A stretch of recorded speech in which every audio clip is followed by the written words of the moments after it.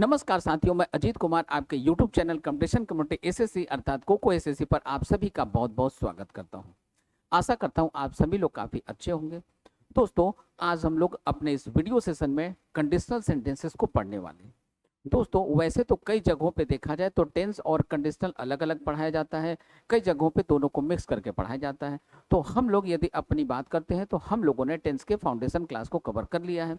अब foundation class के बाद बारी है कि हम लोग बचे हुए कंडीशनल सेंटेंस को ओवर करें और इसके साथ ही साथ हमारा टेंस और कंडीशनल दोनों का दोनों ओवर हो जाएगा।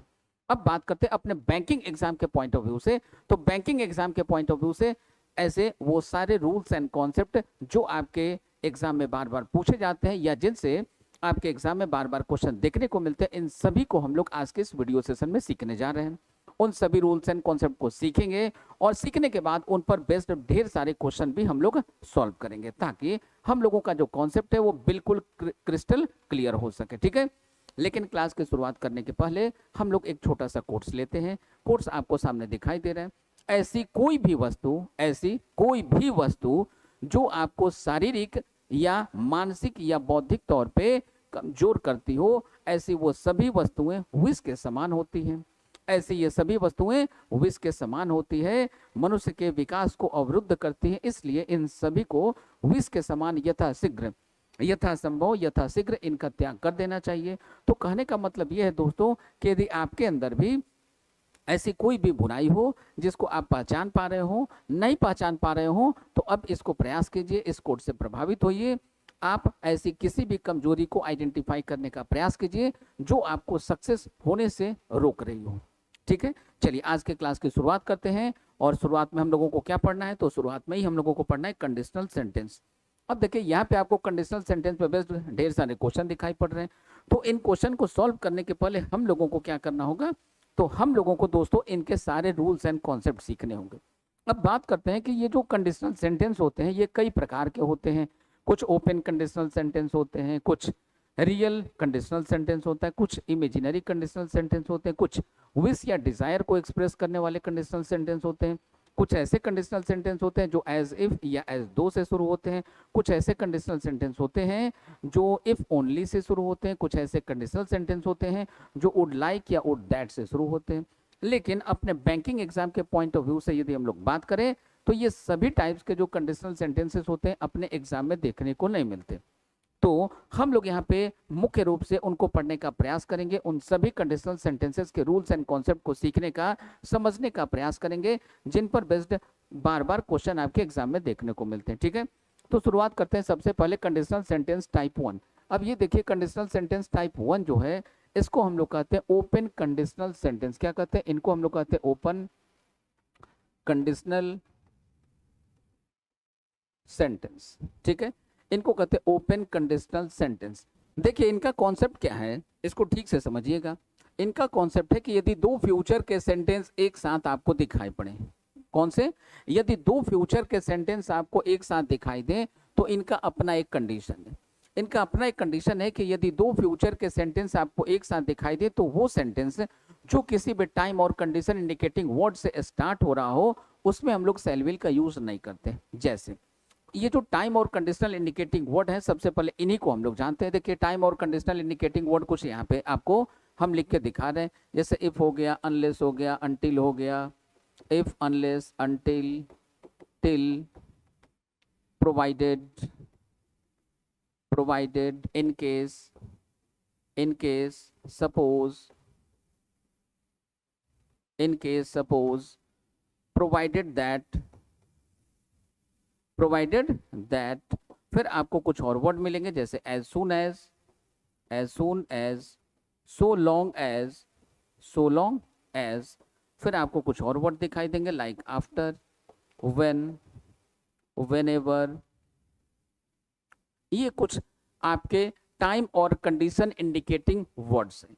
अब इनका कॉन्सेप्ट क्या है, इनका यूज कैसे आपके एग्जाम में किया जाता है, आइए इनको हम लोग सीखने का यहाँ पे प्रयास करते हैं। देखिएगा ध्यान से, ये क्या आपको दिखाई दे रहा है, इफ, ये क्या दिखाई दे रहा है आपको, इफ दिखाई दे रहा है।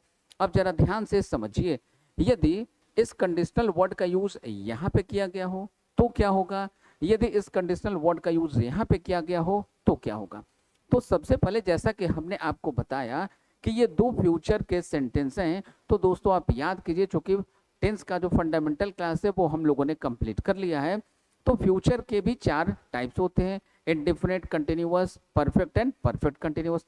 फ्यूचर के किसी भी टेंस को यदि हम लोग यूज करते हैं तो सभी के सभी टेंसेस में शैल विल का यूज आपको दिखाई पड़ता ही पड़ता है। ठीक है, अब जरा ध्यान दीजिए, तो फ्यूचर का ये दोनों सेंटेंस है तो दोनों में शैल विल दिखना चाहिए या दोनों में शैल विल प्रेजेंट हो सकता है। ठीक है, बट ऐसा आपको करना नहीं है। तो हम लोगों के सामने क्या क्या क्वेश्चन क्रिएट होते हैं, इनकी चर्चा हम लोग इस वीडियो में करेंगे और अभी के अभी यहीं पे करेंगे। देखिए, ये दो फ्यूचर के सेंटेंस होंगे तो दोनों में शैल विल का यूज सामान्य तौर पे किया जाना चाहिए, बट ऐसा नहीं होता। अब होता क्या है, इसकी चर्चा करते हैं। तो कभी क्या होता है कि आप देखेंगे पहले वाले पार्ट में बताया जाएगा कि यहाँ पे शैल विल का यूज नहीं होता, कभी इस वाले पार्ट में बताया जाएगा कि शैल विल का यूज नहीं करेंगे। तो हम लोगों के सामने ये एक नया क्वेश्चन क्रिएट होता है, आखिर हम लोग एज ए स्टूडेंट कैसे डिसाइड करें कि किस सेंटेंस में शैल विल का यूज करेंगे और किस सेंटेंस में शैल विल का यूज नहीं करेंगे। एक और क्वेश्चन क्रिएट होता है, ठीक है सर, यदि हम शैल विल का यूज नहीं करेंगे तो आखिर अपने फ्यूचर के बाद को हम कैसे एक्सप्रेस करेंगे, राइट। अब इसके लिए देखिए ग्रामर क्या आपको इंस्ट्रक्शन देता है। ग्रामर इंस्ट्रक्शन देता है कि यदि ऐसा कोई भी टाइम और कंडीशन इंडिकेटिंग वर्ड जिसके तुरंत बाद कोई भी फ्यूचर का सेंटेंस लिखा जाए तो इस फ्यूचर वाले सेंटेंस में हम लोग शैल विल का यूज नहीं करेंगे। और यहाँ देखिए, जैसे ये आपको कंडीशनल वर्ड दिखाई दे रहा था, इन द सेम वही कंडीशनल वर्ड कहाँ पे, यहाँ पे। इस कंडीशनल वर्ड के तुरंत बाद ही ये दोनों के दोनों फ्यूचर वाले सेंटेंसेस लिखे गए। ठीक है, तो इस कंडीशनल वर्ड के तुरंत बाद कौन सा सेंटेंस है, ये वाला सेंटेंस, इसमें हम लोग शैल विल का यूज नहीं करेंगे। ठीक है, इसके बाद वाले सेंटेंस में आप शैल विल का यूज कीजिए अथवा नहीं कीजिए, सही होगा, दोनों ही परिस्थिति में वो सही होगा। ये जो बीच में अगर आता है कंडीशनल वर्ड, तो इस कंडीशनल वर्ड के तुरंत बाद यहाँ पे जो सेंटेंस लिखा जाएगा इसमें हम लोग शैल विल का यूज नहीं कर सकते, किंतु इसके पहले वाले में आप शैल विल का यूज कर भी सकते हैं और नहीं भी कर सकते, दोनों बातें बिल्कुल सही होगी। ठीक है, अब चीजों को ठीक से समझिएगा दोस्तों। ठीक है, आइए देखते हैं यहाँ पे। यहाँ देखिए, यदि यहाँ पे हम लोग शैल विल का यूज नहीं करें, यदि यहाँ पे हम लोग शैल विल का यूज नहीं करें तो आखिर हम लोगों के सामने क्वेश्चन है, हम लोग फ्यूचर के बाद को कैसे एक्सप्रेस करें। तो इसके लिए ग्रामर हम लोगों को परमिशन देता है कि आप यहाँ पे शैल विल का यूज तो नहीं कर सकते, लेकिन सब्जेक्ट के अकॉर्डिंग आप यहाँ पे वर्ब के फर्स्ट फॉर्म या वर्ब के फिफ्थ फॉर्म का प्रयोग कर सकते हैं। यहाँ पे आप वर्ब के फर्स्ट फॉर्म या वर्ब के फिफ्थ फॉर्म का प्रयोग कर सकते हैं। ठीक है, और ये जो सेकंड वाला पार्ट है या ये जो फर्स्ट वाला पार्ट है, आप इसमें शैल विल का यूज कर भी सकते हैं, शैल विल का यूज नहीं भी कर सकते, दोनों का दोनों सही माना जाएगा। ठीक है, बात समझ में आ गई। अब बात करते हैं एक एग्जाम्पल की। जैसे हम एक सेंटेंस लेते हैं, ये रहा सेंटेंस आपके सामने, इस सेंटेंस को जरा ध्यान से देखिएगा। यहाँ पे if she will get you, if she will get you, she will leave the world, she will leave the world, she will leave the world। जरा ध्यान से देखिए यहाँ पे आपके साथ क्या क्या हो रहा है, हम लोगों को क्या क्या चीजें दिखाई दे रही है। एक ये सेंटेंस हमें दिखाई दे रहा है, एक दूसरा सेंटेंस हम लोगों को ये दिखाई दे रहा है, और इन दोनों ही सेंटेंसेस को देखिए, ये दोनों ही सेंटेंसेस कहाँ पे लिखे गए हैं। तो इन दोनों ही सेंटेंसेस के बिगिनिंग में देखिए ये कंडीशनल वर्ड आपको दिखाई दे रहा है, अर्थात यहाँ पे हम लोगों को देखने को ये मिल रहा है कि एक कंडीशनल वर्ड दिया हुआ है और इस कंडीशनल वर्ड के तुरंत बाद दो फ्यूचर के सेंटेंसेस हम लोगों को दिखाई दे रहे हैं। तो ऐसी परिस्थिति में हम लोग क्या करते हैं, ऐसी परिस्थिति में कंडीशनल वर्ड के तुरंत बाद जो हमारा पहला सेंटेंस होगा उसमें शैल विल का यूज नहीं करते हैं, तो ये शैल विल का यूज नहीं होगा। ठीक है, अब ग्रामर हम लोगों को क्या परमिशन देता है, ग्रामर परमिशन देता है कि या तो आप यहाँ पे वर्ब के फर्स्ट फॉर्म का यूज कीजिए या तो आप यहाँ पे वर्ब के फिफ्थ फॉर्म का यूज कीजिए। ये कैसे डिसाइड होगा कि इन दोनों में से किसका यूज करे, ये डिपेंड करेगा आपके सेंटेंस के सब्जेक्ट पे। तो ये देखिए, ये हमारा सेंटेंस का सब्जेक्ट है, सब्जेक्ट कैसा है, सिंगुलर है, सब्जेक्ट सिंगुलर है, तो सिंगुलर सब्जेक्ट के साथ हम लोग क्या यूज करते हैं, हम लोग यूज करते हैं वर्ब का फिफ्थ फॉर्म। कौन सा फॉर्म, हम लोग यूज करते हैं वर्ब का फिफ्थ फॉर्म, राइट। तो यहाँ पे क्या करेंगे, ये गेट भी हमारा गलत हो गया, अब इन दोनों के बदले हमें यूज करना होगा गेट्स का। किसका यूज करना होगा, गेट्स का यूज करना होगा, राइट। सेकंड वाले सेंटेंस में देखिए यहाँ पे शैल विल का यूज किया गया है तो ये करेक्ट है, यदि यहाँ पे शैल विल का यूज नहीं किया गया हो तो भी ये करेक्ट होगा। ठीक है, बात समझ में आ गई दोस्तों। इसी प्रकार से इस सेंटेंस को हम लोग बनाते हैं। तो ये था हमारा कंडीशनल सेंटेंस टाइप 1, जिसको हम लोग कहते हैं ओपन कंडीशनल सेंटेंस। तो इससे बहुत सारे क्वेश्चन आपके एग्जाम में देखने को मिलते हैं। अब बात करते हैं हम लोग कंडीशनल सेंटेंस टाइप 2 की। सबको पहले 1 बाय 1 पढ़ लेते हैं और उसके बाद हम लोग सभी पे बेस्ड कुछ क्वेश्चन को बनाने का प्रयास करेंगे, ठीक है। और ये जो अभी हम लोग पढ़ रहे थे कंडीशनल सेंटेंस टाइप 1, इसको हम लोगों ने फ्यूचर इंडिफरेंट में भी पढ़ा था, ठीक है। अब आते हैं हम लोग कंडीशनल सेंटेंस टाइप 2 में। अब ये जो कंडीशनल सेंटेंस टाइप 2 है, इसके 4 फॉर्मेट होते हैं। सबसे पहले इसको हम लोग कहते क्या है भाई, तो हम लोग इसी को कहते हैं इमेजिनरी कंडीशनल। इसी को हम लोग कहते हैं इमेजिनरी कंडीशनल सेंटेंस। ये एक ऐसा इमेजिनरी कंडीशनल सेंटेंस है जिसमें या जिसका यूज हम लोग ऐसी बात को बताने के लिए करते हैं जो नेक्स्ट टू इम्पॉसिबल होता है। कैसा होता है दोस्तों, जो नेक्स्ट टू इम्पॉसिबल होता है, ठीक है, जो लगभग असंभव होता है, जिसकी पूर्ति लगभग असंभव हो, जो लगभग नामुमकिन हो, या जो नेक्स्ट टू इम्पॉसिबल हो, ऐसी सभी बातों को बताने के लिए हम लोग इस कंडीशनल सेंटेंस का यूज करते हैं, जिसको हम लोग कहेंगे कंडीशनल सेंटेंस टाइप 2। अब सबसे अच्छी बात यह है कि इसको 4 प्रकार से लिखा जाता है और चारों प्रकार से जो आप लिखते हैं चारों का चारों ग्रामेटिकली सही होता है। और चारों में से आप चाहे किसी भी प्रकार से लिखिए, चारों के चारों का मीनिंग सेम होता है और चारों के चारों पैटर्न जो है इसके वो ग्रामेटिकली और मीनिंगफुली दोनों ही तरीके से बिल्कुल सही होते हैं। तो इसमें आपको घबराने की जरूरत नहीं है। आइए अब हम लोग इनको जानते हैं, सीखते हैं कि ये 4 फॉर्मेट इनके कौन कौन से हैं। तो सबसे पहला फॉर्मेट, इसमें हम लोग क्या करते हैं, इफ के साथ कोई भी सब्जेक्ट लिखते हैं। सब्जेक्ट कुछ भी हो सकता है, ये सब्जेक्ट के या सेंटेंस के अकॉर्डिंग होगा, ठीक है। अब जरा ध्यान दीजिए, तो इफ के साथ कोई भी सब्जेक्ट होगा, सब्जेक्ट के साथ हम लोग यहाँ पे यूज करते हैं वर्ब का, या यदि दूसरा कोई वर्ब हो तो हम लोग यहाँ पे वर्ब के सेकंड फॉर्म का यूज करते हैं। ये हमारा फर्स्ट पार्ट होता है। सेकंड पार्ट में हम क्या यूज करते हैं, सेकंड पार्ट में हम सब्जेक्ट के साथ यूज करते हैं वुड, सब्जेक्ट के साथ यूज करते हैं वुड प्लस वर्ब का फर्स्ट फॉर्म। ये हमारा सेकंड पार्ट होता है, ठीक है।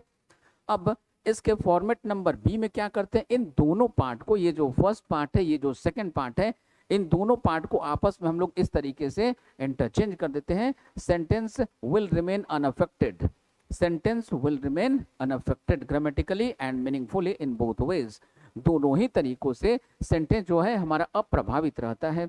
अब इसको कैसे लिखेंगे हम, तो अब यदि हम इसको आपस में इंटरचेंज करके लिखें तो हमारा पैटर्न कुछ इस तरीके का बनेगा, ठीक है। तो ये फर्स्ट हो गया। अब यहाँ पे इफ के साथ हम यूज करेंगे सब्जेक्ट प्लस वर्ब या वर्ब का second form, subject plus verb या वर्ब का सेकंड फॉर्म, ठीक है। अब इनको लिखने का जो तीसरा पैटर्न है, वो तीसरा पैटर्न क्या है दोस्तों, इसको ठीक से समझिएगा। थर्ड पैटर्न हमारा कहता है, थर्ड पैटर्न कहता है कि यदि यहाँ पे इफ का यूज नहीं करना हो तो क्या करें। यदि यहाँ पे इफ का यूज नहीं करना हो, यदि यहाँ पे इफ का यूज नहीं करना हो तो मत करो, कोई दिक्कत नहीं है। यदि यहाँ पे इफ का यूज नहीं करना हो तो इस हेल्पिंग वर्ब वर्ब का हम लोग यूज करते हैं। यहाँ पे जो वर्ब आपको दिखाई दे रहा है, इस वर्ब का प्रयोग हम लोग यहाँ पे इफ के स्थान पे करते हैं। अब आप में से कई बच्चों के मन में एक डाउट क्रिएट होगा, सर यदि वर्ब को हम सब्जेक्ट के पहले लिखेंगे तो हम लोगों ने बचपन से पढ़ा है कि हेल्पिंग वर्ब यदि सब्जेक्ट के पहले आ जाए तो ये सेंटेंस हो जाता है इंट्रोगेटिव। ये सेंटेंस क्या करता है, क्वेश्चन पूछने का काम करता है, प्रश्न पूछने का काम करता है। लेकिन यहाँ पे ऐसा नहीं होता, यहाँ पे क्वेश्चन मार्क नहीं लगेगा, यहाँ पे लगेगा फुल स्टॉप। दोस्तों इसी को हम लोग कहते हैं इन्वर्जन। क्या कहते हैं, इन्वर्जन कहते हैं, जो हम लोग आगे पढ़ेंगे, ठीक है। ध्यान से इसको सुनिएगा, समझिएगा। देखिए इन्वर्जन होता क्या, putting the verb before the subject is known as inversion, यानी कि वर्ब को सब्जेक्ट के पहले रखने का जो प्रोसेस है, इसी को हम लोग कहते हैं इन्वर्जन। अब इन्वर्जन में क्या होता है कि इन्वर्जन कई प्रकार के होते हैं। मोटे तौर पे यदि हम लोग इसको समझें तो इन्वर्जन का पहला फॉर्मेट आपको पढ़ने को मिला था, व्हाट इज योर नेम। जी हाँ दोस्तों, आप बिल्कुल सही समझ रहे हैं। इन्वर्जन का सिर्फ एक ही फॉर्मेट है जिसके लास्ट में लगता है क्वेश्चन मार्क, और ये फॉर्मेट होता है इंटरोगेटिव का। जैसे बचपन में अभी भी कोई बच्चा अगर इंग्लिश पढ़ना शुरू करता है या किसी बच्चे को इंग्लिश सिखाया जाता है तो सबसे पहले उस बच्चे को यही सिखाया जाता है, बेटा बोलो तुम्हारा नाम क्या है, इसको इंग्लिश में कैसे बोलोगे, व्हाट इज योर नेम, ठीक है। इस सेंटेंस में देखिए वर्ब कहाँ है, सब्जेक्ट के पहले है, तो सेंटेंस के लास्ट में क्या लगा था, आपका क्वेश्चन मार्क लगा था, ठीक है।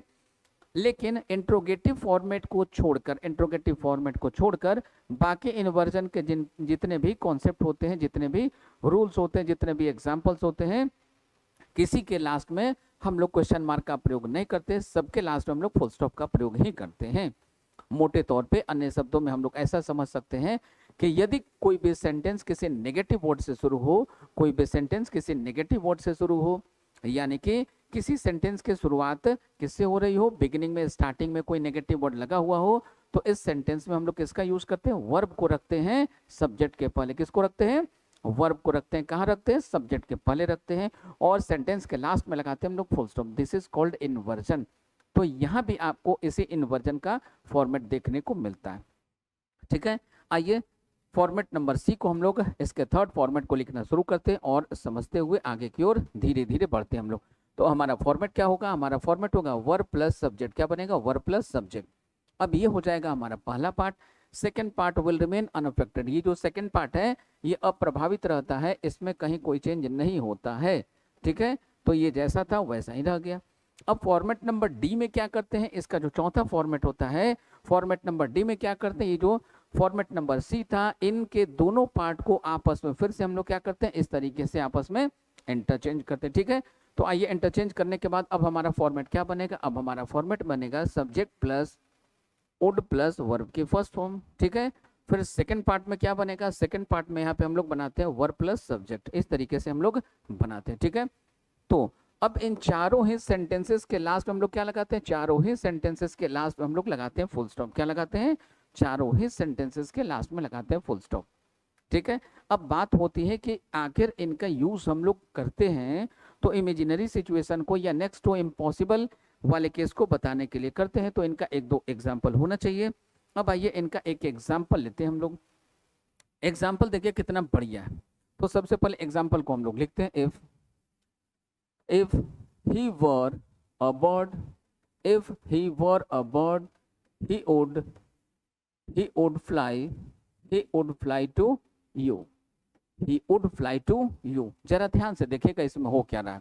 ये क्या है आपका, ये है आपका हेल्पिंग वर्ब। ठीक है, अब इस सेंटेंस में आप में से कई बच्चों के मन में एक और डाउट आ रहा होगा, सर हम लोगों ने तो बचपन से पढ़ा है ही के साथ हम लोग वॉज का यूज करते हैं, प्रेजेंट में इसके साथ हम लोग इज का यूज करते हैं, या हैज हैव की बात करें तो इसके साथ हैज का यूज करते हैं। लेकिन आप तो मेन वर्ब में बात करें तो मेन वर्ब में हम लोग यहाँ पे वर्ब का फिफ्थ फॉर्म यूज करते हैं, लेकिन आप तो सर ये प्लूरल वाला फॉर्म यूज कर रहे हैं। जी हाँ दोस्तों, बिल्कुल सही सुन रहे हैं, बिल्कुल सही समझ रहे हैं आप, और आपका ये जो डाउट है ये बिल्कुल सही डाउट है।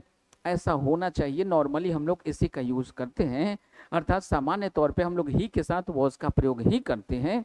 किंतु ऐसे इमेजिनरी सिचुएशन में यहाँ पे सब्जेक्ट सिंगुलर हो या प्लूरल हो, सभी सब्जेक्ट के साथ, सभी नंबर और पर्सन के साथ हम लोग सिर्फ और सिर्फ वर्ब का प्रयोग ही करते हैं, जैसा कि हमने अभी अभी तुरंत थोड़ी देर पहले यहाँ पे आपको बताया, इस फॉर्मेट में हमने आपको बताया। ठीक है, यहाँ भी देखिए आपको वर्ड दिखाई दे रहा है। ठीक है, यहाँ भी देखिए आपको वर्ड दिखाई दे रहा है, यहाँ भी देखिए आपको वर्ड दिखाई दे रहा है, लेकिन सेंटेंस के लास्ट में क्या लगेगा, फुल स्टॉप ही लगेगा। अब सब्जेक्ट आपका सिंगुलर हो या प्लूरल हो, सबके साथ हम लोग किसका यूज करेंगे, सबके साथ हम लोग वर्ब का प्रयोग ही करते हैं।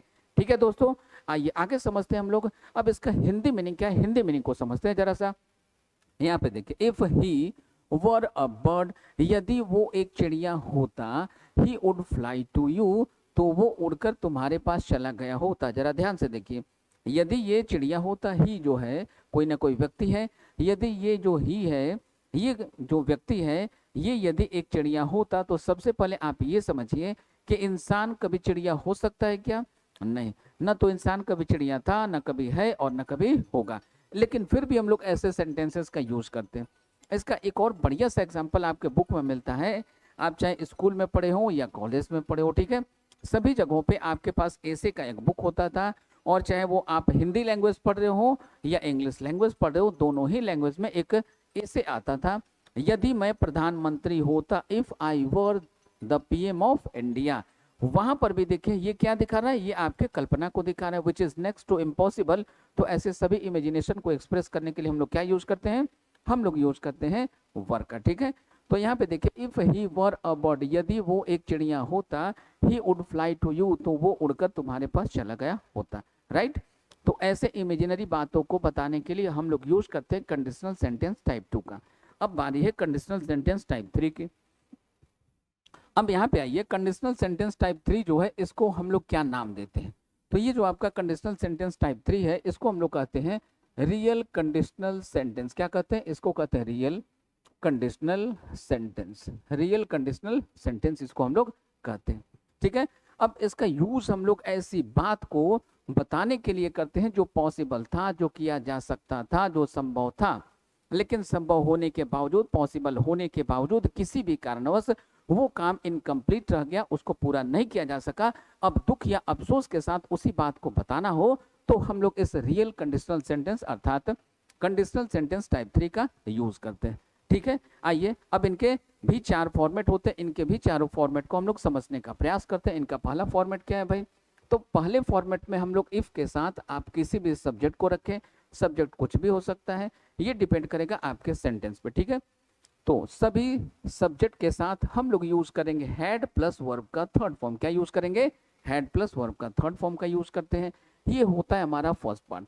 सेकेंड पार्ट में हम लोग क्या करते हैं? सेकेंड पार्ट में यहाँ पे हम लोग लिखते हैं subject plus would have, subject plus would have plus verb का third form, subject plus would plus have plus verb का थर्ड फॉर्म। ये आपका रियल कंडीशनल सेंटेंस है अर्थात कंडीशनल सेंटेंस टाइप 3 है। अब इसका जो सेकंड पार्ट है, इसका जो सेकंड फॉर्मेट है, उसमें हम लोग क्या करते हैं? यहाँ पे आपको 2 सेंटेंसेस दिखाई दे रहे हैं। इन दोनों ही सेंटेंसेस के दोनों ही फॉर्मेट को हम लोग क्या करते हैं? आपस में इस तरीके से इंटरचेंज कर देते हैं। अब इंटरचेंज करने से जो हमारा फॉर्मेट नया तैयार होता है, उस नए फॉर्मेट को हम लोग इसका सेकंड फॉर्मेट कहते हैं। ठीक है, तो इसका स्ट्रक्चर क्या हो जाएगा? इसका स्ट्रक्चर हो जाता है subject plus would have plus third form of verb, subject plus would have plus third form of verb. यहाँ पे हम लोग क्या यूज करते हैं? If plus subject plus had plus third form of verb. इस तरीके से हम लोग लिखते हैं। अब यहाँ पे फिर से वही बात होती है जो कंडीशनल सेंटेंस टाइप 2 में हो रही थी। अब यहाँ पे नई बात क्या होती है? सर यदि यहाँ पे इफ का यूज नहीं करना हो तो क्या करेंगे? दोस्तों यदि यहाँ पे आपको इफ का यूज नहीं करना हो तो क्या करेंगे? यहाँ पे इफ के स्थान पे आप यूज करेंगे हेल्पिंग वर्ब हैड का।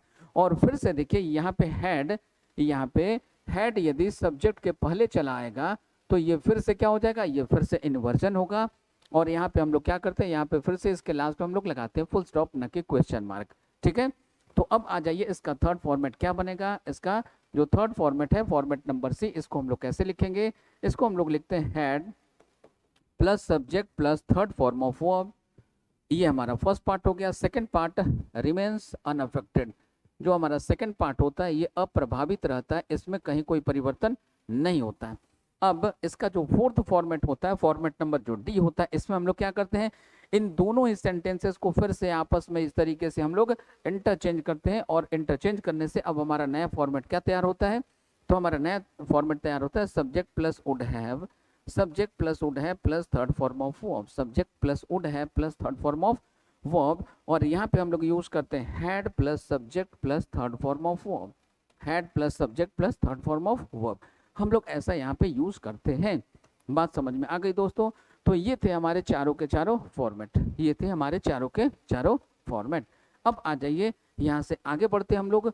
अब इनका भी एक एग्जाम्पल होना चाहिए। देखिए अब इनका एक एग्जाम्पल क्या हो सकता है भाई? तो सबसे पहले एग्जाम्पल को हम लोग लिखते हैं, फिर इनको समझने का प्रयास करते हैं। If I had had money, if I had money, I would have gifted, I would have gifted her, I would have gifted her a BMW car, a BMW car। जरा ध्यान से देखिए, कहने का मतलब क्या है? यदि मेरे पास पैसा रहा होता, ये हो गया हमारा हैड जो हेल्पिंग वर्ब है, ये है हमारा हैड जो वर्ब का थर्ड फॉर्म है, ये हमारा मेन वर्ब हो गया। ठीक है, if I had money I would have gifted her a BMW car. कहने का मतलब देखिए कितना बढ़िया सा मीनिंग है इसका। यदि मेरे पास पैसा रहा होता तो मैं उसे एक BMW कार गिफ्ट कर दिया होता। ठीक है, अब जरा ध्यान दीजिए, यदि आपके पास पैसा नहीं था तो पैसे का अरेंजमेंट किया जा सकता था। सोर्सेस कुछ भी हो सकते थे, कई सोर्सेस हो सकते थे, एक से ज़्यादा सोर्सेस यूज करके भी आप सफिशियंट फंड को अवेल कर सकते थे। ठीक है, और जैसे ही आपके पास पैसा आता आप एक BMW कार खरीदते और उनको आप एक कार गिफ्ट कर देते। राइट, तो ये चीजें पॉसिबल थी, किया जा सकता था, लेकिन किसी भी कारणवश नहीं किया जा सका। अब दुख या अफसोस के साथ इस सेंटेंस को एक्सप्रेस किया जा रहा है कि यदि मेरे पास पैसा होता तो मैं ऐसा कार गिफ्ट कर देता। बात समझ में आ रही है? तो इसी को हम लोग कहते हैं रियल कंडीशनल सेंटेंस। अब बात होती है कि इससे क्वेश्चन पूछे कैसे जाते हैं दोस्तों। जरा ध्यान दीजिएगा, इससे क्वेश्चन कैसे पूछा जाएगा। अब ये जो कंडीशनल सेंटेंस टाइप 2 और टाइप 3 आपने पढ़ा अभी इन दोनों को मिक्स कर दिया जाता है। इन दोनों को क्या किया जाता है? मिक्स कर दिया जाता है। और कंडीशनल सेंटेंस टाइप 2 में जिसमें हम लोगों ने पढ़ा था इफ के साथ यहाँ पे कोई भी सब्जेक्ट हो, फिर यहाँ पे वर हो, ये होता था हमारा फर्स्ट पार्ट। सेकंड पार्ट होता था subject plus would plus verb का फर्स्ट फॉर्म, ये जो हमारा सेकंड पार्ट होता था। इन दोनों पार्ट को आपस में इंटरचेंज करके क्वेश्चन पूछा जा सकता है। या ये हमारा कंडीशनल सेंटेंस टाइप 2 था। कंडीशनल सेंटेंस टाइप 3 को देखिए, इसमें क्या था? हमारा जो बेसिक फॉर्मेट था वो क्या था? इफ के साथ कोई भी सब्जेक्ट हो, सब्जेक्ट के साथ हेड के साथ ये वर्ब का थर्ड फॉर्म, ये हमारा फर्स्ट पार्ट था। सेकंड पार्ट में हम लोग क्या पढ़ रहे थे? तो हम लोगों ने पढ़ा सब्जेक्ट प्लस वुड है प्लस वर्ब का थर्ड फॉर्म, इस तरीके से हम लोगों ने पढ़ा। अब आपके एग्जाम में जो क्वेश्चन पूछे जाते हैं वो कैसे पूछे जाते हैं, अब आप जरा ध्यान से यहाँ पे सीखिएगा, समझिएगा। जो क्वेश्चन पूछे जाते हैं इनको इनके साथ अटैच कर देगा, या फिर क्या करेगा, या फिर कुछ और काम किया जाता है, इनको इनके साथ अटैच कर देगा। इस तरीके से क्वेश्चन आपको पूछे जाते हुए दिखाई पड़ते हैं। तो आप कैसे पहचानेंगे? कई बार जो सेंटेंस होगा, एक ही सेंटेंस में आप देखेंगे दोनों फॉर्मेट का यूज कर लिया जाएगा। जैसे आप देखिएगा इफ के साथ यहाँ पे सब्जेक्ट प्लस वुड है प्लस वर्ब का थर्ड फॉर्म यूज कर लिया जाएगा। यहाँ पे सब्जेक्ट प्लस वुड है प्लस वर्ब का थर्ड फॉर्म, यहाँ भी subject plus would have plus verb का थर्ड फॉर्म। इस तरीके से भी आपको क्वेश्चन देखने को मिलते हैं। ठीक है, तो आपको कैसे पहचानना होगा, इसमें हम क्या करें? या कभी कभी आप देखेंगे इफ के साथ यहाँ पे सब्जेक्ट होगा, यहाँ पे वर्ब का यूज किया हुआ मिलेगा, या यहाँ पे कई बार आप देखिएगा वुड प्लस वर्ब के फर्स्ट फॉर्म का प्रयोग किया हुआ मिलेगा। ठीक है, और आगे वाला जो सेकंड वाला पार्ट होगा इसमें आप देखिएगा, इसमें आपको क्या दिखाई देगा? तो इसमें आपको subject plus would plus verb का फर्स्ट फॉर्म ऐसा आपको दिखाई देगा। कई बार आप यहाँ पे देखेंगे कि would plus have plus verb का थर्ड फॉर्म ऐसा आपको दिखाई देगा। अब ऐसे सिचुएशन में इंसान करेगा तो क्या करेगा? हाईली कंफ्यूज्ड होगा। अब जरा ध्यान दीजिए, यहाँ पे यदि वुड प्लस वर्ब का फर्स्ट फॉर्म यूज किया गया और यहाँ पे वुड प्लस वर्ब का फर्स्ट फॉर्म यूज कर लिया गया तो ये गलत होगा। यहाँ पे क्या करना होता है? फर्स्ट वाले पार्ट में जिसमें इफ का प्रयोग किया गया हो, इस वाले पार्ट में हम लोग क्या करेंगे? तो हम लोग यूज करेंगे वर्ब का। ठीक है, या कई बार आप देखिएगा कि यहाँ पे वुड प्लस वर्ब का फर्स्ट फॉर्म दे दिया गया, यहाँ पे वुड है प्लस वर्ब का थर्ड फॉर्म दे दिया गया है। अब हम लोगों के सामने एक ही क्वेश्चन क्रिएट होता है कि या तो हम वुड प्लस वर्ब के फर्स्ट फॉर्म का प्रयोग करें, ठीक है, या वुड है प्लस वर्ब के थर्ड फॉर्म का प्रयोग करें। तो कैसे डिसाइड होगा? इसके लिए सेंटेंस को हम लोगों को पढ़ना होता है और सेंटेंस को पढ़ के उसको समझना होता है कि हमारा जो सेंटेंस है वो इमेजिनरी कंडीशनल सेंटेंस है या हमारा जो गिवन सेंटेंस है वो रियल कंडीशनल सेंटेंस है। ये आपको पहचानना पड़ेगा, तभी और केवल तभी जाके हम इसको करेक्ट बना पाते हैं। राइट, चलिए अब यहाँ से आगे बढ़ते हैं हम लोग, और अब यहाँ से हम लोग शुरुआत करते हैं कुछ क्वेश्चन की। तो यहाँ पे अब हम लोग कुछ क्वेश्चन को बनाने का प्रयास करेंगे। दो तरीके हैं क्वेश्चन को बनाने के। क्या क्या तरीके हैं? तो पहला तरीका है कि या तो सेंटेंस को पढ़ें, उसको हिंदी में ट्रांसलेट करें, समझें, फिर बनाएं। या दूसरा कि यदि ये रूल आपको याद हो, conditional sentence type 1, type 2, type 3, ये जो कंडीशनल सेंटेंस है, ये जो तीनों टाइप के कंडीशनल सेंटेंस हमने आपको पढ़ा है, इन तीनों ही कंडीशनल सेंटेंसेस से क्वेश्चन आपके एग्जाम में न जाने कितनी बार पूछे जाते हैं। और 10 से जब भी कभी क्वेश्चन पूछा जाए इनसे, यानी कि कंडीशनल सेंटेंस से क्वेश्चन के पूछे जाने की जो प्रोबेबिलिटी होती है वो सबसे अधिक होती है। ठीक है, चलिए तो फटाफट हम लोग यहाँ पे बनाना शुरू करते हैं। यदि आपको स्ट्रक्चर याद हो तो केवल स्ट्रक्चर के माध्यम से भी आप इस सभी के सभी क्वेश्चन को सॉल्व कर सकते हैं। आइए शुरू करते हैं, हम लोग कुछ क्वेश्चन को बनाना शुरू करते हैं। यहाँ पे देखिए वुड है प्लस क्या दिखाई दे रहा है? वर्ब का थर्ड फॉर्म। तो यहाँ पे आपको दिखाई दे रहा है वुड है प्लस वर्ब का थर्ड फॉर्म। अगले पार्ट में क्या यूज करेंगे? तो यदि इफ होगा तो if plus subject plus had plus verb का थर्ड फॉर्म, लेकिन यहाँ पे आपको इफ दिखाई नहीं दे रहा है। अब इफ यदि नहीं दिखाई दे रहा है तो इफ के स्थान पे हम लोग किसका यूज कर सकते हैं? हैड का। तो अब हमारा फॉर्मेट क्या बनता है? Had plus subject plus verb का थर्ड फॉर्म। क्या बनता है? Had plus subject plus verb का थर्ड फॉर्म। तो आ जाइए यहाँ पे देखें, ये देखिए हैव लिखा हुआ है, हैव की जगह क्या कर दें? हैव की जगह यदि हम हैड का यूज कर ले तो हमारा आंसर हो जाएगा। ठीक है, हैड यू नॉट रिच्ड, ये देखिए हैड हो गया, हैड के बाद ये हमारा सब्जेक्ट हो गया, ये हो गया हमारा वर्ब का थर्ड फॉर्म। तो ये देखिए had plus subject plus verb का थर्ड फॉर्म। अगले पार्ट में हो गया वुड हैव प्लस वर्ब का थर्ड फॉर्म। अब जाके ये सही हो गया। तो हमें करना क्या था? हमें इसका करेक्ट आंसर करना था यहाँ पे हैड। ठीक है, तो हमारा करेक्ट आंसर क्या बनेगा? ऑप्शन नंबर ए बनेगा। हैड यू नॉट, रीच की जगह हो जाएगा reached, had you not reached, यानी कि हमारा करेक्ट आंसर बनेगा ऑप्शन नंबर सी। क्या बनेगा? ऑप्शन नंबर सी बन जाएगा। ये ऑप्शन नंबर ए गलत हो जाएगा। करेक्ट आंसर बना ऊपर वाले क्वेश्चन का, क्वेश्चन नंबर 1 का, ऑप्शन नंबर सी। नेक्स्ट चलते हैं इसी तरीके से हम लोग अगले क्वेश्चन में। अगले क्वेश्चन में देखिए यहाँ पे आपको क्या दिखाई दे रहा है, इफ दिखाई दे रहा है। अब इफ के साथ यहाँ क्या दिखाई दे रहा है, वुड हैव प्लस वर्ब का थर्ड फॉर्म। तो सबसे पहले देखिए इफ के साथ वुड हैव प्लस वर्ब का थर्ड फॉर्म या वुड प्लस वर्ब का फर्स्ट फॉर्म भी नहीं आता है, ये सेकेंड पार्ट में आता है दोस्तों, ठीक है। अब अगले पार्ट को देखिए, यहाँ पे आपको दिखाई दे रहा है कुड हैव प्लस वर्ब का थर्ड फॉर्म। एक चीज और हम लोगों को यहाँ पे सीखना होगा, क्या सीखना होगा दोस्तों, जरा ध्यान से देखिएगा। हम लोगों ने बचपन से पढ़ा है कि विल का पास्ट क्या होता है, तो विल का पास्ट होता है वुड। इसी तरीके से हम लोगों ने पढ़ा सेल का पास्ट क्या होता है, तो सेल का पास्ट होता है शुड, ठीक है। इसी तरीके से हम लोगों ने पढ़ा मे का पास्ट क्या होता है, तो मे का पास्ट होता है माइट, ठीक है, ये हम लोगों ने पढ़ा है। इसी तरीके से हम लोगों ने पढ़ा कैन का पास्ट क्या होता है, तो कैन का पास्ट होता है कुड। तो इन सभी का यूज हम लोग अपने सेंटेंस में कर सकते हैं, जहां कहीं भी वुड प्लस वर्ब का फर्स्ट फॉर्म यूज करते हैं उन सभी जगहों पे should might could plus verb के फर्स्ट फॉर्म का प्रयोग कर सकते हैं according to need of sentence, sentence की आवश्यकता के अनुसार, सेंटेंस के सेंस के अनुसार। यदि एबिलिटी दिखानी हो तो हम कुड का यूज करेंगे, यदि पॉसिबिलिटी दिखानी हो तो हम माइट का यूज करेंगे, यदि सजेशन एक्सप्रेस करना हो तो हम इसका यूज करेंगे, या यदि मोरल ड्यूटीज को दिखानी हो तो भी हम शुड का यूज कर लेते हैं, ठीक है।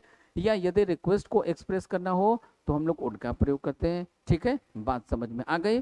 चलिए, तो यहाँ पे कुड को देख के आपको घबराने की बिल्कुल भी जरूरत नहीं है। यहाँ पे इस कुड को देख के आपको बिल्कुल भी घबराने की जरूरत नहीं है। तो ये कुड हो गया, ये हैव हो गया, ये वर्ब का थर्ड फॉर्म हो गया। इसका सीधा मतलब है कि इफ के साथ हम लोग क्या यूज करेंगे, तो इफ के साथ हम लोग यूज करेंगे हैड प्लस वर्ब का थर्ड फॉर्म। क्या यूज करेंगे, हैड प्लस वर्ब का थर्ड फॉर्म। तो ये वाला पार्ट हमारा गलत हो गया। यहाँ पे हमें यूज करना चाहिए था इफ यू हैड टेकन, ऐसा यूज करना चाहिए था। देखिए हमारा आंसर क्या बनेगा, तो इस क्वेश्चन का आंसर बन जाएगा हमारा ऑप्शन नंबर बी। अब इसमें देखिए क्या दिया हुआ है, इसमें दिया है कि इफ का यूज भी हटा दिया गया, यानी कि इस इफ को यहाँ से रिमूव कर दिया गया और यहाँ पे लिख दिया गया हैड। क्या लिख दिया गया, हैड। और यहाँ पे टेकन जैसे था वैसे गिवन रहेगा, हैड यू टेकन। बात समझ में आ गई दोस्तों। तो इस कारण से इस क्वेश्चन का आंसर हमारा क्या बना, ऑप्शन नंबर बी। आशा करते हैं यहाँ तक की बातें आपको समझ में आई होंगी। तो यहाँ तक यदि हम लोगों का क्लियर है तो अब हम लोग धीरे धीरे कुछ और क्वेश्चन को बनाने की ओर आगे बढ़ते हैं। अगले क्वेश्चन में देखिए कुड हैव प्लस वर्ब का third form, could have plus verb का थर्ड फॉर्म। तो यहाँ पे क्या यूज करेंगे, हैड प्लस वर्ब का थर्ड फॉर्म। तो यहाँ पे देखिए हैव है जो गलत है, ये बिन क्या है, बिन हमारा वर्ब का थर्ड फॉर्म है, तो ये हमारा आंसर हो सकता है। अब यहाँ पे देखिए हम क्या यूज करेंगे, हैड यू बिन। क्या यूज करेंगे, हैड यू बिन।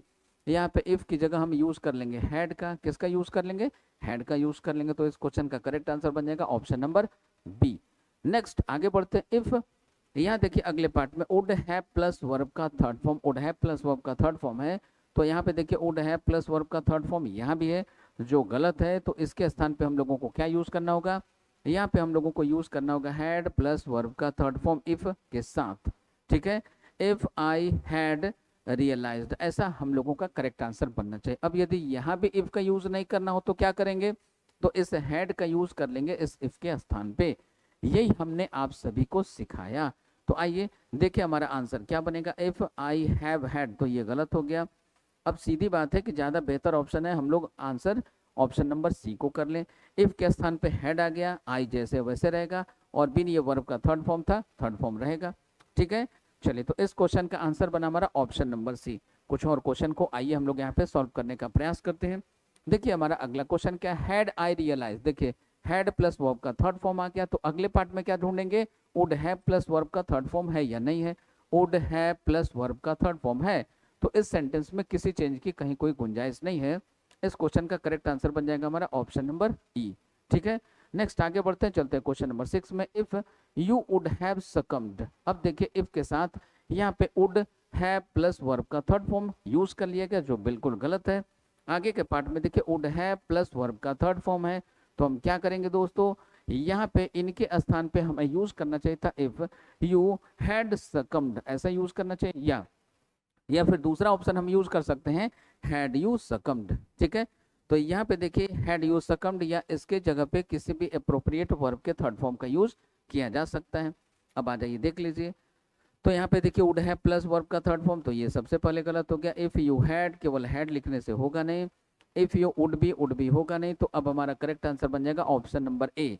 क्या बनेगा, ऑप्शन नंबर ए।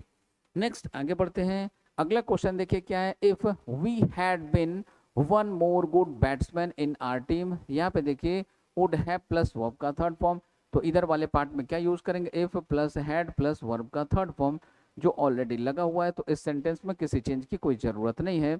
हमारा आंसर बनेगा option number E, no correction required. Next अगले क्वेश्चन में चले, यहाँ पे देखिए क्या लिखा है, हैड आई रियलाइज्ड, यानी कि हैड प्लस वर्ब का थर्ड फॉर्म लगा हुआ है। अगले पार्ट को चेक कर लें, वुड हैव प्लस वर्ब का थर्ड फॉर्म, इसमें भी किसी चेंज की कोई जरूरत नहीं है, तो इस क्वेश्चन का आंसर भी बनेगा हमारा ऑप्शन नंबर ई। क्या बनेगा, ऑप्शन नंबर ई बनेगा। अगला क्वेश्चन देखिए क्या है, अगला क्वेश्चन बहुत छोटा सा, बहुत आसान सा, बिल्कुल आसान सा। ये देखिए हैड प्लस वर्ब का थर्ड फॉर्म दिखा, अगले पार्ट में वुड हैव प्लस वर्ब का थर्ड फॉर्म होना चाहिए था, जो नहीं है, तो इस वाले पार्ट में एरर आ गया। ठीक है, तो ये एरर कहाँ पे है, वुड बी हेल्प्ड, इस वाले पार्ट में एरर है। इस क्वेश्चन का आंसर बनेगा हमारा ऑप्शन नंबर ए। ठीक है, अगला क्वेश्चन देखिए क्या है, I would accept the offer if I were you, यदि मैं तुम्हारी जगह होता, तो ये देखिए इफ के साथ क्या आ गया, वर का प्रयोग कर लिया गया, तो अगले पार्ट में क्या यूज होना चाहिए, subject plus would plus verb का फर्स्ट फॉर्म। ये देखिए वुड प्लस वर्ब का फर्स्ट फॉर्म लिखा हुआ है, तो सेंटेंस हमारा बिल्कुल सही है। कैसा है दोस्तों, सेंटेंस हमारा बिल्कुल सही है। अब सही है तो इस क्वेश्चन का आंसर हमारा क्या बनेगा, इस क्वेश्चन का आंसर हमारा बनेगा ऑप्शन नंबर ई। अब इसको पढ़ के आपको रियली खुशी हो रही होगी, लग रहा होगा हाँ चलो अब लगता है कि हम बनाना सीखे। चलिए अच्छी बात है, आप सीखिए, इसीलिए तो हम आपको सिखा रहे हैं, समझा रहे हैं, और आप ही के इसी बेनिफिट के लिए हम लोग इस वीडियो सेशन को कंटिन्यू चला रहे हैं। ठीक है, चलिए तो आगे बढ़ते हैं, कुछ और क्वेश्चन को हम लोग यहाँ पे देखने समझने का प्रयास करते हैं। अगले क्वेश्चन में देखिए दोस्तों, क्या आपको दिखाई दे रहा है, सब्जेक्ट है हमारा आई, आई के साथ दिखाई दे रहा है वुड हैव प्लस वर्ब का थर्ड फॉर्म।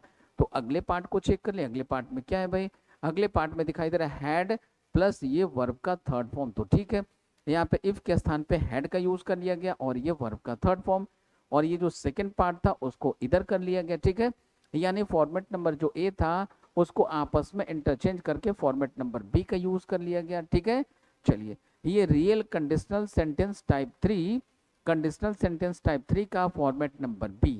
ठीक है, चलिए अब आ जाइए, तो इस सेंटेंस में सब कुछ बिल्कुल सही था, किसी करेक्शन की, किसी चेंज की कोई पॉसिबिलिटी नहीं है, तो इस कारण से हमारा करेक्ट आंसर बनेगा ऑप्शन नंबर ई। क्या बनेगा, ऑप्शन नंबर ई बनेगा। अगले क्वेश्चन की बात करें, यहाँ पे फिर से देखिए वुड हैव प्लस वर्ब का थर्ड फॉर्म। ठीक है, अगले पार्ट में देखें वुड हैव प्लस वर्ब का थर्ड फॉर्म, तो दोनों तरफ वुड हैव प्लस वर्ब के थर्ड फॉर्म का यूज करते नहीं। इस पार्ट में यदि हमारा वुड हैव प्लस वर्ब का थर्ड फॉर्म है, तो इधर वाले पार्ट में हम सब्जेक्ट के साथ क्या यूज करेंगे, हैड प्लस वर्ब का थर्ड फॉर्म। क्या यूज करेंगे, हैड प्लस वर्ब का थर्ड फॉर्म।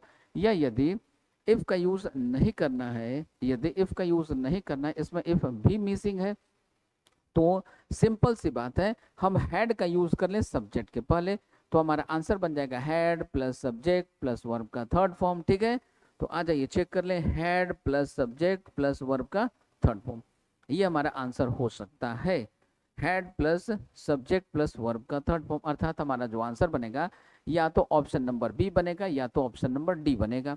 अब यहाँ पे देखिए प्रीपोजिशन इन गिवन था हमारे क्वेश्चन में, तो हम प्रीपोजिशन को चेंज नहीं करेंगे, इसलिए विथ वाले को हम आंसर नहीं करेंगे। अब हमारा करेक्ट आंसर हो जाएगा ऑप्शन नंबर डी। क्या हो जाएगा, ऑप्शन नंबर डी हो जाएगा दोस्तों।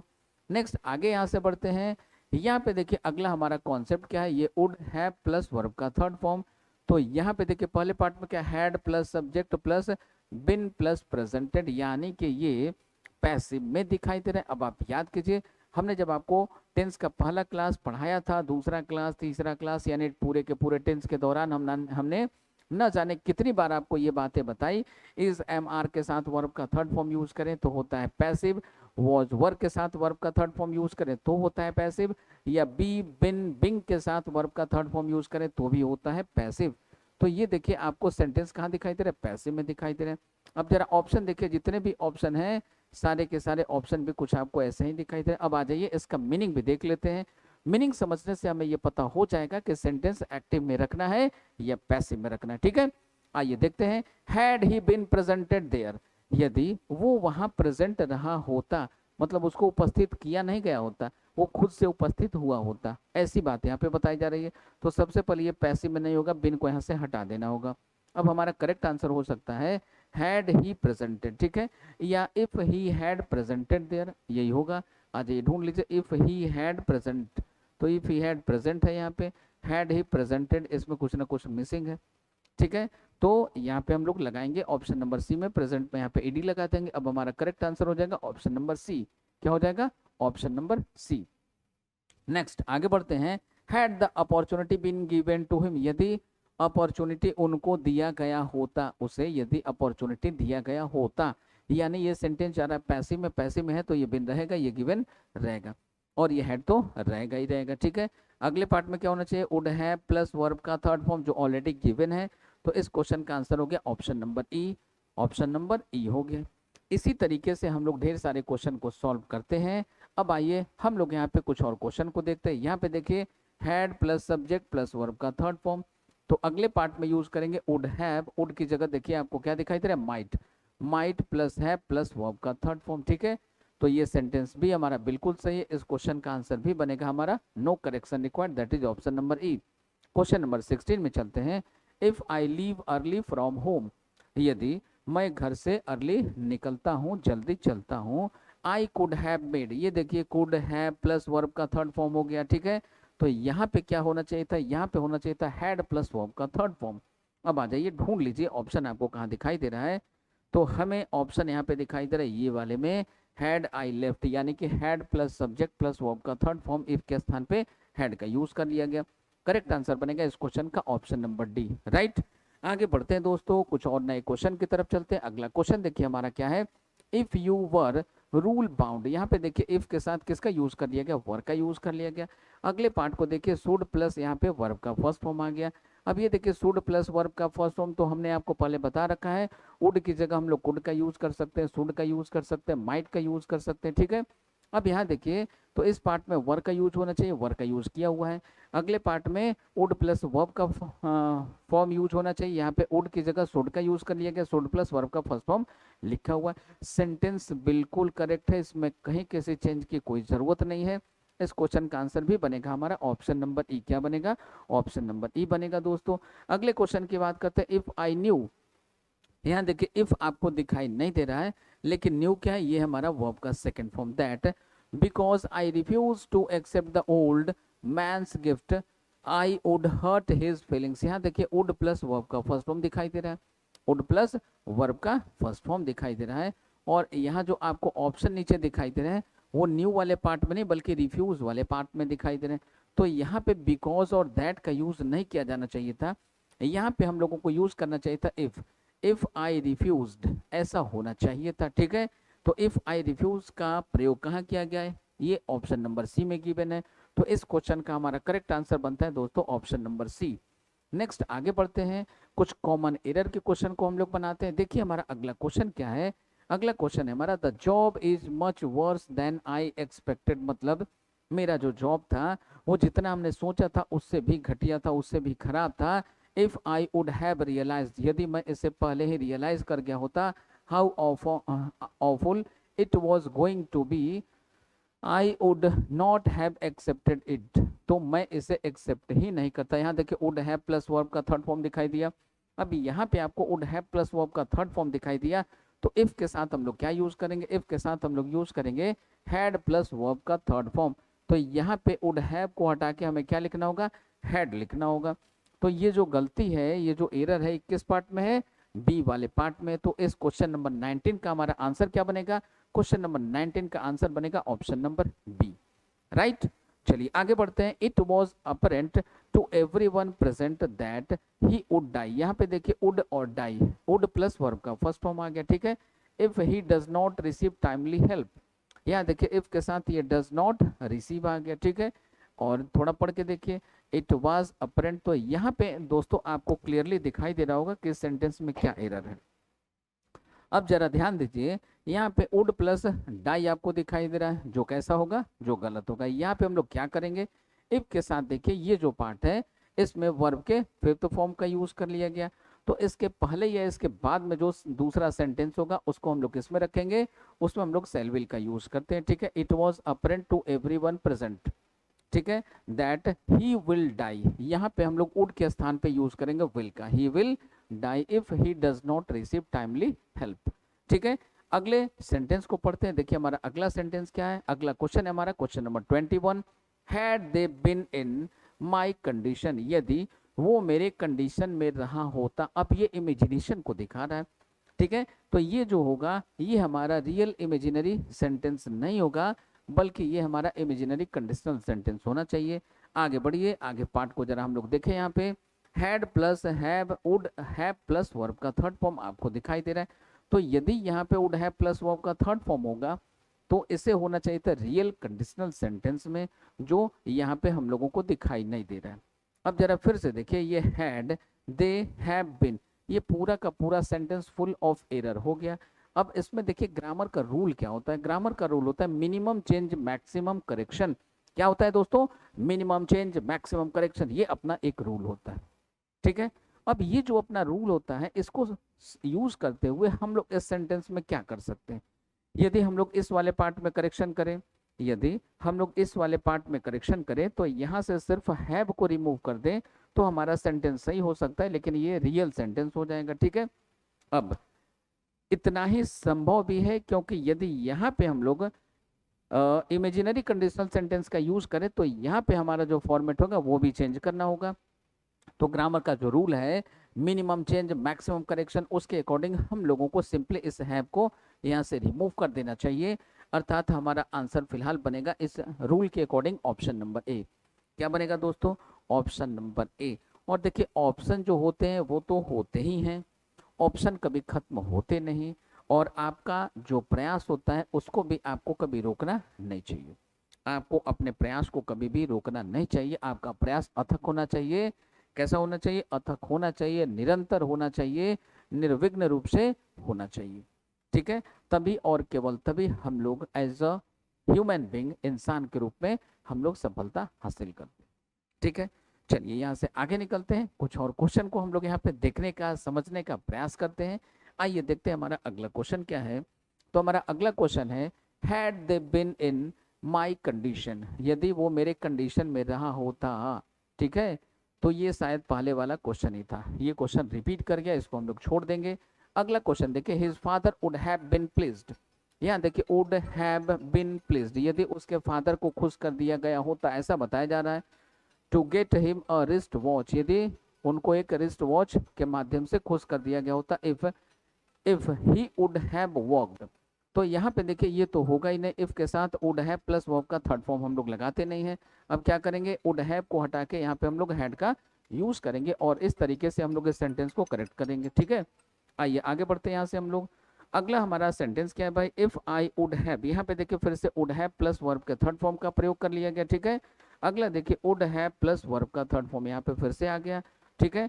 अब हम क्या करेंगे, यहाँ पे इफ के साथ हम लोग इसका यूज नहीं करेंगे, इसके स्थान पे हम लोग यूज करेंगे हैड का। इस तरीके से हमारा करेक्ट आंसर बनेगा ऑप्शन नंबर ए। क्या बनेगा, ऑप्शन नंबर ए बनेगा दोस्तों। आइए कुछ और क्वेश्चंस को हम लोग यहाँ पे देखते हैं और देखते हुए क्लास को आगे बढ़ाते हैं। आई वुड हैव आस्क्ड, यहाँ पे देखिए वुड हैव आस्क्ड यानी वुड हैव प्लस वर्ब के थर्ड फॉर्म का प्रयोग कर लिया गया।